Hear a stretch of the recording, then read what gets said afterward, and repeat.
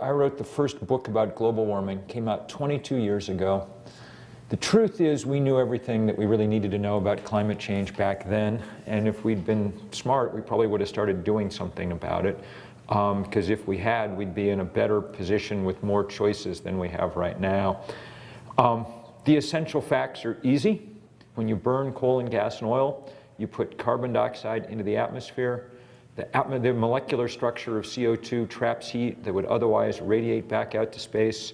So far, we've raised the temperature of the Earth about 1 degree, which is, as it turns out, a lot. That's about 3/4 of a watt of extra solar energy per square meter of the Earth's surface. And it's been enough in the lifetimes of everybody in this room to knock us out of the Holocene, that period of about 10,000 years of benign climatic stability that underwrote the rise of human civilization. That period, which is the only period that we've known as a species, at least historic species, is over. And we're into something else. And the only question is how far in we're going to go. And that's a question that's going to be determined by how much more coal and oil and gas we burn, or conversely, how quickly we can get off them and onto benign forms of energy like the sun and the wind. Just to give you a quick update from the kind of science front, where we're at right now is a kind of early days sense of what it feels like to live on a warmer planet. My last book came out in 2010, and it was called Earth, but spelled with an extra A. You have to kind of channel your inner Schwarzenegger to pronounce it correctly, sort of Earth. And the reason for the name was the conceit, obviously, was just that we had built a different planet already. You know, same number of continents, gravity still applies, but in big ways different. The ocean's 30% more acid. And maybe most telling for this audience, as I was saying the other night, the atmosphere is considerably wetter. Warm air holds more water vapor than cold. A 1 degree temperature increase has been enough to increase the moistness of the atmosphere about 4 or 5%. That's a tremendous change. And in the time since that book came out, I won't even bother going through all the many proofs it adduces, just in the time since it came out, we've gotten a strong sense of, you know, what all this feels like. I can't remember if I told you the other night, but 2010 was the warmest year for which we have records, and some of them were really wild. We were talking with our 350.org crew in Pakistan one day in the summer of 2010, and one of them said, "It's hot here," and I said, "Well, it's always hot in Pakistan. What are you talking about in the summer?" He said, "No, it's really hot here today. We just set the new all-time Asia temperature record. It's 129 degrees outside." That kind of heat causes all kinds of things to happen, and drought and flood have been perhaps the most obvious examples. Summer 2010, the worst drought was Russia. That's why grain prices spiked about 70%. Russia stopped all grain export to the rest of the world. The result of that has been a huge corresponding spike measured in hundreds of millions of the number of malnourished people on the planet. As you know, these droughts continue. And there's a really epic one centered in Texas, but stretching into parts of New Mexico and Oklahoma at the moment, and it really is epic. It's been so hot for so long in so many places that, among other things, by kind of the middle of the summer, as Texas was setting one temperature record after another, one of the reasons was that there was really no water left in the ground or whatever to be evaporated out into the atmosphere. And when that happens, you know, when evaporation takes some of the energy that would otherwise be heat and uses it for that process of evaporation without anything to evaporate, it just baked there. And that's why Texas set by a large margin the all-time record for any state's hottest summer in all the years that we have for record keeping. They set it by more than a full degree, which, if you think about it, is truly astonishing. as I was saying, and I'm afraid that all the data that we have points to this being more and more likely, as Bill Du Bois points out in his very powerful new book, which I highly recommend. I'm afraid that this looks rather likely to be the new kind of normal in a way. One of the things that's happening, we think, is that the meteorological tropics, the kind of area that meteorologists think of as that shows those characteristics, seems to have expanded about 200 miles north and 200 miles south as we've heated things, and that's pushed the dry subtropics ahead of them. And hence, both here and in Australia, we're seeing this kind of parching going on. Once all that water's up in the air, it's obviously going to come down. And when it does, we see really epic flood. And I won't bother repeating all my sob stories from Vermont 6 weeks ago, which saw the worst natural, if you want to call it natural, disaster that we've ever had. This epic flooding at the tail end of Hurricane Irene that, among other things, washed away much of our really beautiful and distinctive local agriculture. Just look in today's, just go on Google News today, or look in, Google Bangkok, Thailand, if you want to see some pictures that'll curl your hair. One of the nation's, one of the world's premier cities, a kind of cradle of Buddhist civilization, and it's essentially all underwater now, or most of it, with all the kind of horrible consequences for the people who live there, and of course all the kind of cascading consequences for an interconnected world. Someone told me yesterday that the price of hard drives for computers has doubled, almost tripled in the last couple of weeks, because most of the factories that make them are in Thailand, and they're now underwater.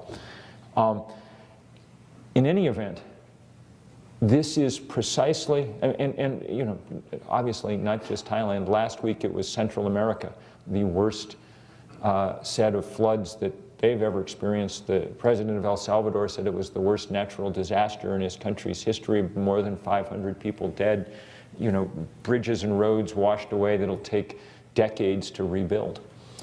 One of the things that's worth remembering, I will just remark in passing, is that there is a deep ethical component to all of this, because the places that are suffering the absolute most and are most vulnerable are the places that have done the least to cause this problem.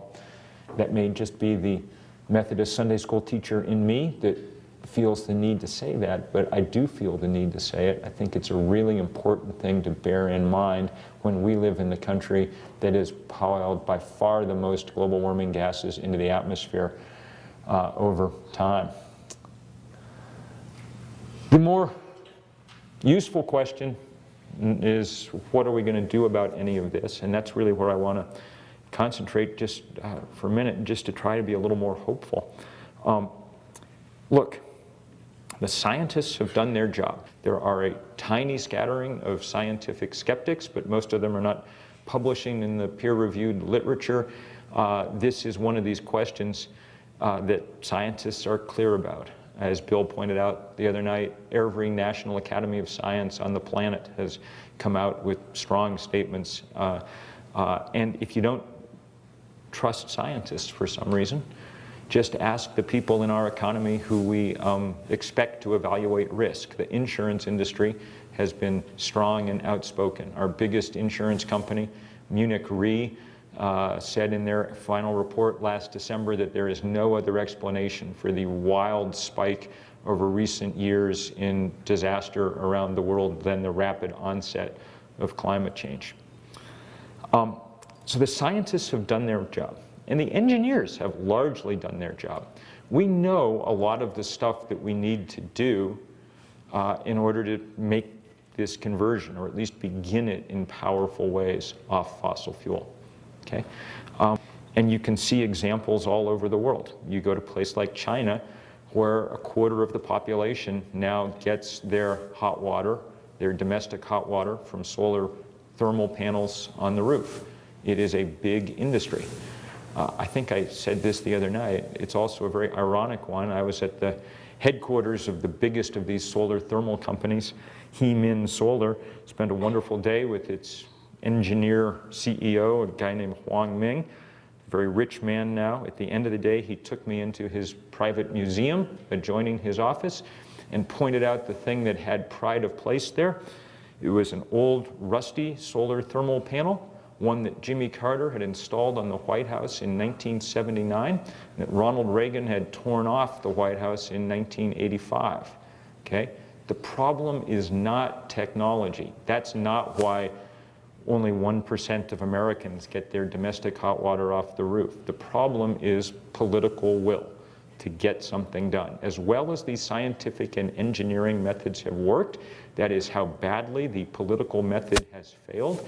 And we have had a 20-year entirely successful bipartisan effort to accomplish nothing in Washington.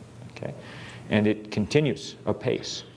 The reason that it's failed, more than anything else, is because of the extraordinary power of the fossil fuel industry.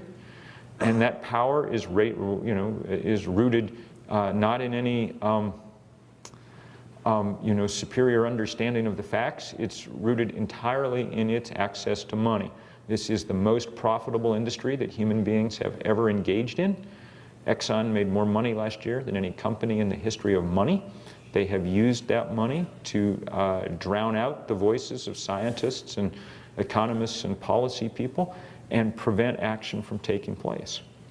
And so, we've tried to figure out in recent years, as it became clear how little progress we were making, we've tried to figure out how we might find some alternate currencies, as it were, in which to work, some things in which we were good and Exxon wasn't, you know. And really that involves trying to build movements around the world. And that's what I've been trying to do, though it's not something I really know anything about. I'm a writer by profession and a kind of introvert by temperament, as most writers are. But some years ago, we decided that we needed to go to work. And the sort of first big effort that we formed was this thing called 350.org. It started in the winter of 2008, and it took its name from maybe the most important paper of the millennia to date, scientific paper. Came from Jim Hansen and his team at NASA.